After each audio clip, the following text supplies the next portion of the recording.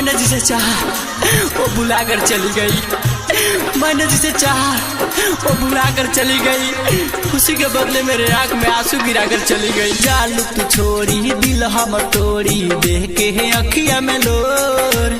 जालू तू छोड़ी दिल हम तोड़ी देख के है अखिया में लोर।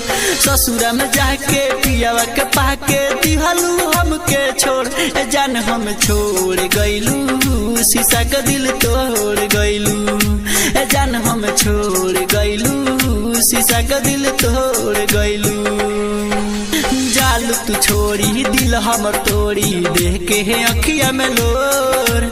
जालू तू छोड़ी दिल हमर तोड़ी देख के है अखिया में लोर। ससुरा में जाके पियावा के पाके दिहलू हमके छोड़। ए जान हम छोड़ गईलू शीशा का दिल तोड़ गईलू। ए जान हम छोड़ गईलू शीशा का दिल तोड़ गईलू। मेरी मजार पर आई थी दीपक जलाने वो दीपक बुझा कर चली गई। मेरी मजार पर आई थी दीपक जलाने वो दीपक बुझा कर चली गई। इतना बेवफा सनम निकली नौरतन तेल की जगह पकड़ के दबा कर चली गई। अरे बेवफा कैसन कइलू हो। जब से गइल बारू जन्म हमारा के छोड़ के। जब से गइल बारू जन्म हमारा के छोड़ के। जे भी देखो ताट करे जाता के हमके गौर से। अरे ताके हमके गौर से। तू ही रहलू सहारा रानी गइलू सब कुछ भूल। जान हम छोड़ गइलू शीशा का दिल तोड़ गइलू।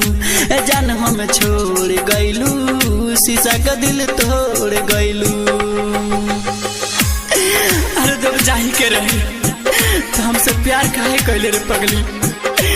तो तोरा सिवा के बा हमार दुनिया में। अब हम केकरा के देखे उठ सुन के तो के देखत रहनी के देखी हम के हो। काहे कैलू ऐसन जान बतावा। अरे का कभी हमरा प्यार में हो। पागल बन के घूमी रानी हम गावे गावे।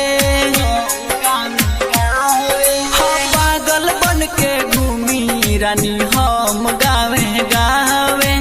गौवा के लोगवा जब जब देखे हमरा के भागावे। अरे हमरा के भागावे। अजय राजा के रानी तू दिहले बारू दुख। जान हम छोड़ गइलू शीशा का दिल तोड़ गइलू। जान हम छोड़ गइलू शीशा का दिल तोड़